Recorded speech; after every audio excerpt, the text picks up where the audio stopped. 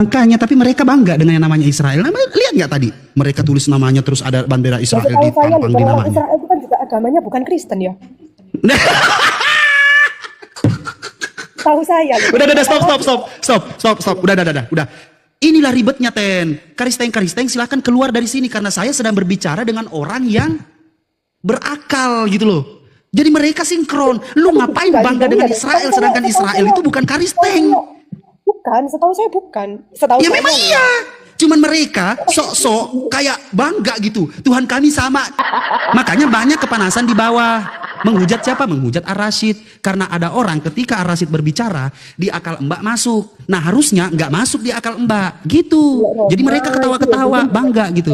Roma, mungkin Eropa itu mungkin banyak Kristen. Tapi kalau Israel setahu saya bukan Kristen juga ya. Nah memang bukan Kristen, Mbak. Ya ampun, pinter banget Mbaknya ini. Nggak cantik doang. Ternyata pinter. Saya tambahin dulu AC saya Mbak. Banyak yang kepanasan di bawah. Ya makanya saya ini selalu percaya itu sama ilmu pengetahuan, Bang. Masya Allah.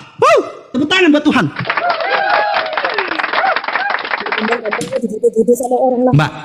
Mbak, dengarkan. Sesuatu yang saya mau jelaskan di sini. Nih, saya jelaskan. Penjelasan tentang mawar merah nebula ada di dalam Al-Quran di surah Ar-Rahman ayat 37. Penjelasan tentang black hole ada di surah At-Takwir ayat 15-16. Penjelasan tentang 7 struktur lapisan bumi ada di surah Al-Talaq ayat 12. 2 air laut bertemu tapi tidak bercampur sudah dijelaskan di surah Ar-Rahman ayat 20. Lalu dijelaskan teori Big Bang ada di surah Al-Anbiya ayat 30. Teori Big Bang saya percaya. Ya, pembentukan manusia di dalam janin di surah Al-Mu'minun ayat 12-14. Lalu cara kerja otak mengambil kesimpulan ada di surah Al-Alaq ayat 15-17. Garis edar tata surya ada dijelaskan di surah Al-Anbiya ayat 33. Tugas angin mengawinkan benih ada di surah Al-Hijr ayat 22. Api di dasar lautan ada di surah At-Tur ayat 6. Sungai di dasar lautan ada di surah Al-Furqan ayat 53. Semua kehidupan berasal dari air dijelaskan di surah An-Nur ayat 46. Lalu maksudnya di Al-Quran itu banyak ilmu pengetahuan gitu. Sebentar. Terbentuknya air hujan ada di surah Ar-Rum ayat 48. Mari kita uraikan. Semua pengetahuan tentang yang saya sebutkan tadi, kita hilangkan ayat Al-Qurannya. Semua pengetahuan tadi itu ditemukan di abad keberapa, Mbak? 200 tahun kebelakangan atau 100 tahun kebelakangan, betul? Sepakat? Oke, semua pengetahuan itu manusia tahu, manusia menemukan pengetahuan ini adanya di mana? Adanya 100 tahun belakangan atau 200 tahun belakangan. Manusia sudah tahu. Karena apa? Karena ada namanya peneliti. Tetapi qadarullah, kebesaran Allah yang menurunkan Al-Quran, Nabi Muhammad sebagai manusia yang buta huruf, yang Nabi tidak Muhammad tahu. itu buta huruf, Bang. Nabi Muhammad buta huruf. Nanti saya kasih tahu alasannya kenapa beliau buta huruf. Nah, seorang buta huruf diturunkan wahyu kepadanya melalui malaikat Jibril dengan 3 cara. Dan dia menjelaskan segala sesuatu ini. Sedikit saya jelaskan tentang ilmu pengetahuan dunia. 1400 tahun yang lalu sudah dijelaskan di dalam Al-Quran. 1400 tahun yang lalu sudah dijelaskan di dalam Al-Quran. Maka pada saat ilmuwan-ilmuwan dengan bangga menemukan penemuannya ini, ulama-ulama langsung datang kepadanya. Bro, yang kamu temukan itu sudah dijelaskan di dalam Al-Quran 1400 tahun yang lalu.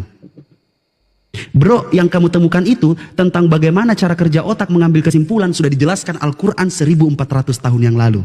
Siapa yang menjelaskan? Nabi Muhammad sallallahu alaihi wasallam. Penemuan tentang garis edar tata surya, kamu dengan bangga menemukan itu. Bro, mohon maaf, 1400 tahun yang lalu Nabi Muhammad sallallahu alaihi wasallam sudah menjelaskan di dalam Al-Quran tentang ini.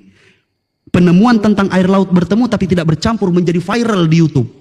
Lalu apa yang terjadi? Umat Islam tidak kaget. Karena apa? 1400 tahun yang lalu sudah dijelaskan di surah Ar-Rahman ayat 19-20. Maka kita lihat, siapa sih yang menurunkan Al-Quran ini? Nabi Muhammad. Kenapa dia buta huruf? Agar apa? Agar kita memahami manusia ini tidak pernah terkontaminasi dengan buku-buku sebelumnya. Tidak pernah terkontaminasi dengan kitab-kitab sebelumnya. Dia adalah seorang manusia yang diturunkan mukjizat. Sehingga apa? Sehingga dia memahami yang namanya Al-Quran. Kalau tidak logis, bisa itu dah. Bisa pakai bahasa Indonesia datang. Bisa. Tetapi kita harus memiliki yang namanya pembimbing. Kita harus memiliki yang namanya pembimbing. Karena Al-Quran itu memiliki 14.800.000 kosakata. Kalau bahasa Indonesia itu kan cuma 140.000 kosakata. Kan gitu. Jadi kita harus memahami nih. Kita harus memahami yang namanya memahami yang namanya bacaan-bacaannya, seperti apa tujuannya, bagaimana harokatnya dan lain-lain. Kayak begitu. Orang-orang yang berpikir akan memikirkan setiap detailnya, yang mana pemikiran itu merujuk kepada seseorang manusia yang betul-betul kodratnya manusia, gitu.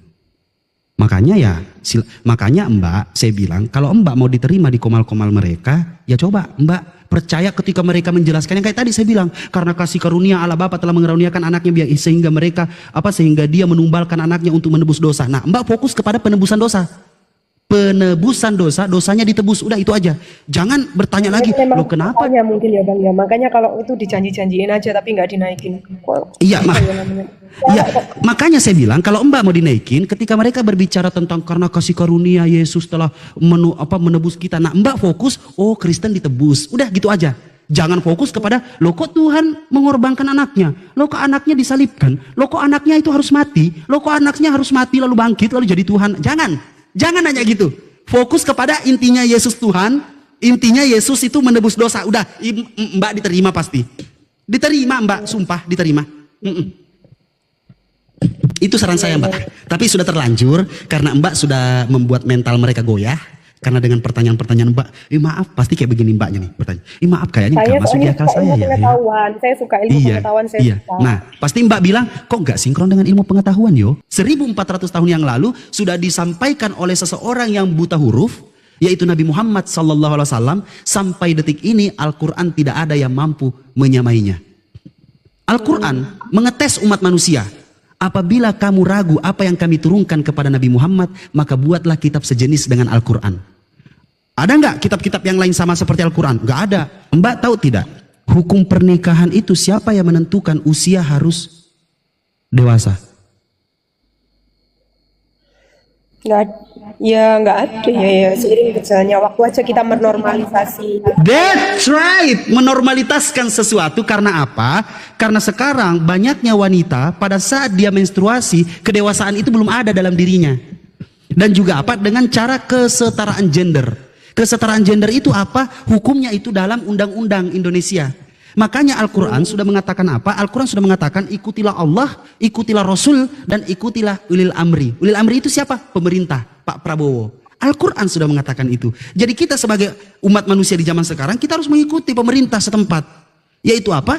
Yaitu Pak Prabowo, yaitu undang-undang Indonesia. Nah, kalau di zaman dulu menikahi usia 6 tahun, siapa yang tahu bahwa Bunda Aisyah itu sudah menstruasi pada saat usia 5 tahun?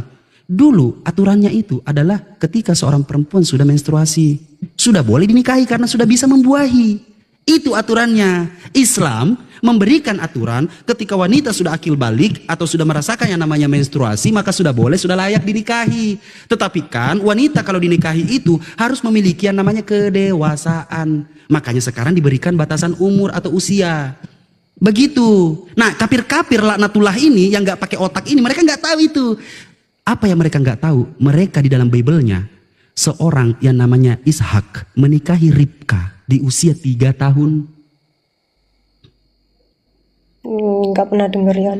Nggak pernah dengar betul. Tapi mereka tidak mau tahu. Sudah dijelaskan. Mereka terlalu fokus. Ingat, Nabi Muhammad banyak yang membenci. Level membencinya sampai mau membunuh atau membunuh. Betul? Sepakat tidak? Oke, level mereka membenci Nabi Muhammad mau membunuh karena memerangi.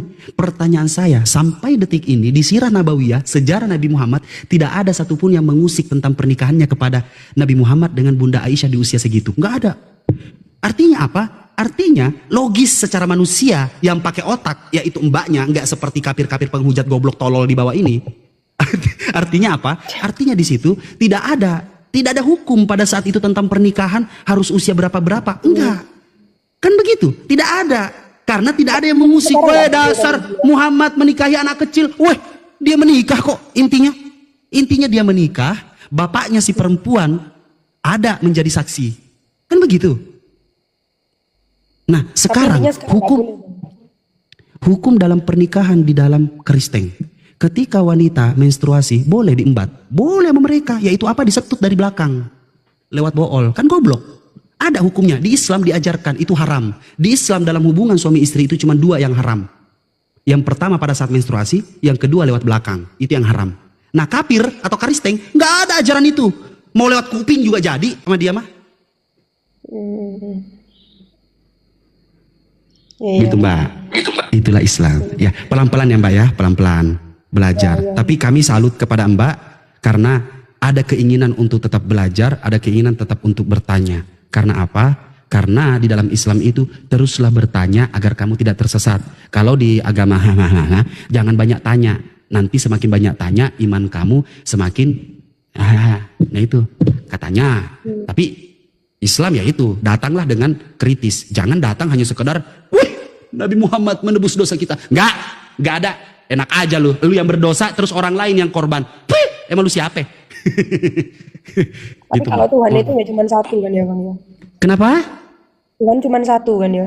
Betul, Tuhan cuma satu. Maka kita cari tahu siapa Tuhan yang sesungguhnya yang mengajarkan umat manusia tentang asas kehidupan dan normalnya manusia hidup di muka bumi ini. Itu yang harus kita tahu. Salah satunya apa? Salah satunya Mbak sudah membuktikan bahwa ada iman di dalam diri Mbak. Karena Mbak mengatakan bahwa yang Mbak lakukan ketika kumpul kebo itu sesuatu yang tidak baik. Ingat Mbak, hanya agama yang mengajarkan tentang kumpul kebo itu tidak baik. Al-Quran Cuma tidak di pernah Indonesia. menceritakan. Cuma di Indonesia, Kenapa? makanya saya suka tinggal di Indonesia. Kenapa Mbak?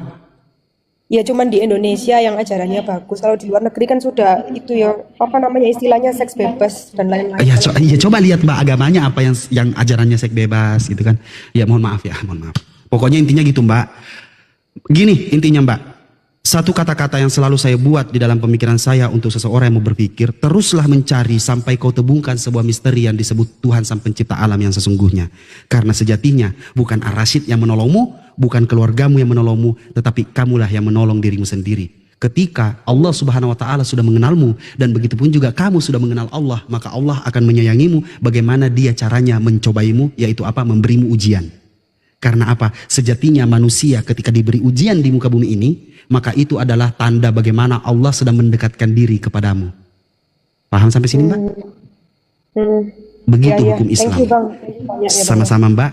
Semoga Mbak sehat-sehat selalu, santai dalam belajar, jangan terlalu terkekang, tetapi utamakan pakai akal pikiran dan teruslah stay cool dan teruslah cantik seperti ini.